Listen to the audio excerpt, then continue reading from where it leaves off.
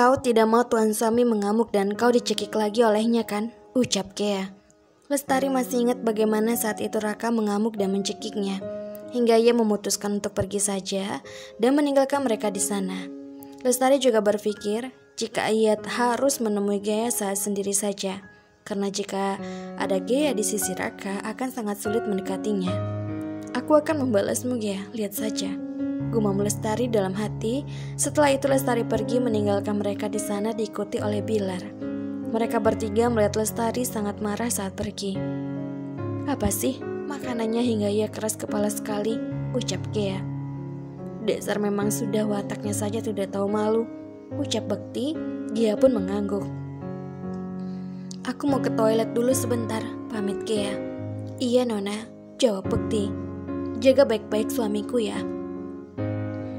Aku bukan anak kecil yang harus dijaga, gumam Raka. Cerewet. Gea pun pergi untuk mencari toilet di sana. Tempatnya sangat luas hingga jarak ke toilet pun lumayan jauh. Ia pun masuk setelah menemukan toilet itu, kemudian mencuci tangan dan wajahnya.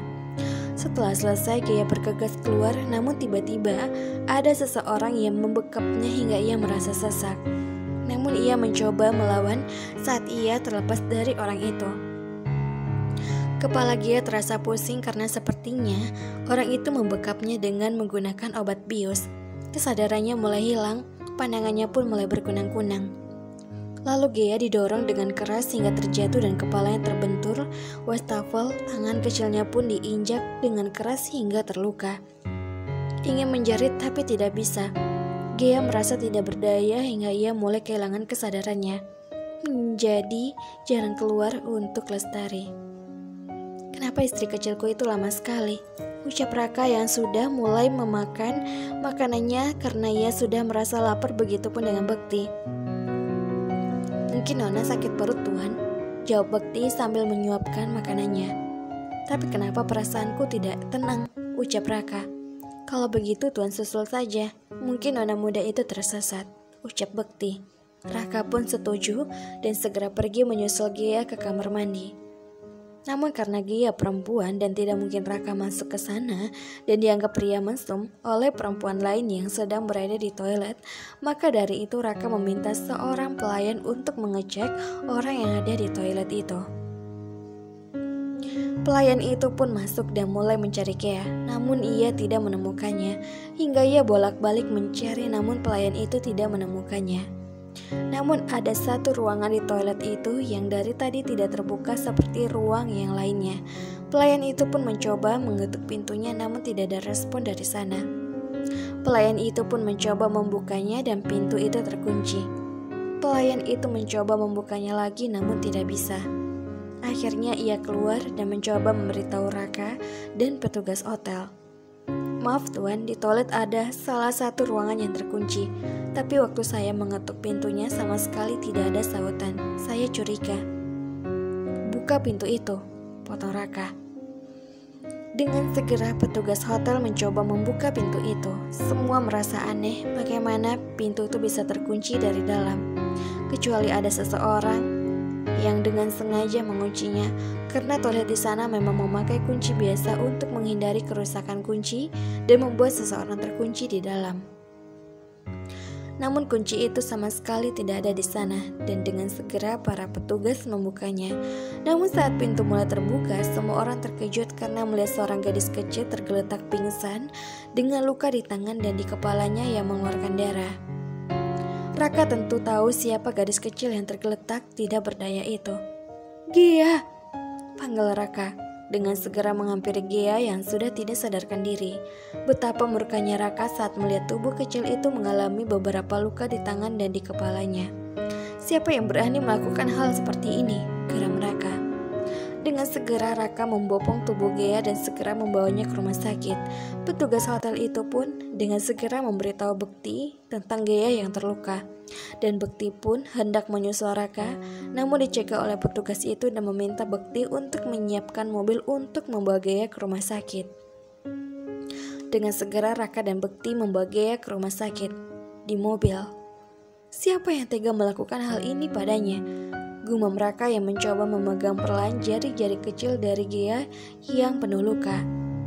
Apa ini perampokan atau bagaimana? Tanya Bekti yang sedang menyetir mobilnya dengan sangat kencang agar bisa segera sampai di rumah sakit. Aku tidak tahu dan aku akan menyelidikinya, ucap Raka. Raka dan Bekti telah sampai di rumah sakit. Gea pun dengan cepat ditangani oleh dokter di sana. Setelah selesai diobati, Gea pun dibawa ke ruangan rawat. Raka dan Bekti segera dengan setia menunggu Gea siuman. Setelah beberapa tidak sadarkan diri, terlihat Gea mulai mengerjapkan matanya. Raka dan Bekti pun menghampiri Gea.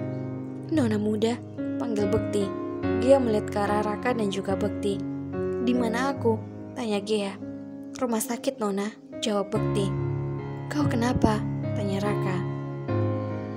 Gea mencoba mengingat-ingat kejadian tadi. Ia baru ingat jika tadi ada yang membekapnya sampai pusing dan juga mendorongnya lalu menginjak tangannya dengan keras.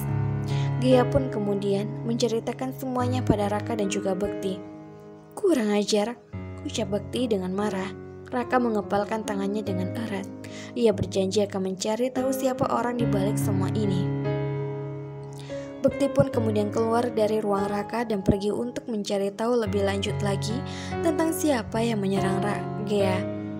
"Gea," ucap Raka membelai wajah Gea. "Maaf," ucap Raka. "Kenapa kau harus minta maaf? Kau tidak bersalah, Tuan Suami." "Tapi tanganku sakit sekali," ucap Gea mencoba mengangkat tangannya. Terlihat jika jari-jari kecil itu terluka. Untung saja jari-jari mungil itu tidak patah. Raka pun mengecup kening Gea dengan lembut. Gea merasa sangat senang dengan perlakuan Raka padanya. "Aku bersyukur sekali menikah denganmu, Tuan Suami. Kau sangat baik padaku walau otakmu itu setengah gila," ucap Gea tersenyum. "Otakku ini isinya tidak gila, istri kecil," gumam Raka dalam hati.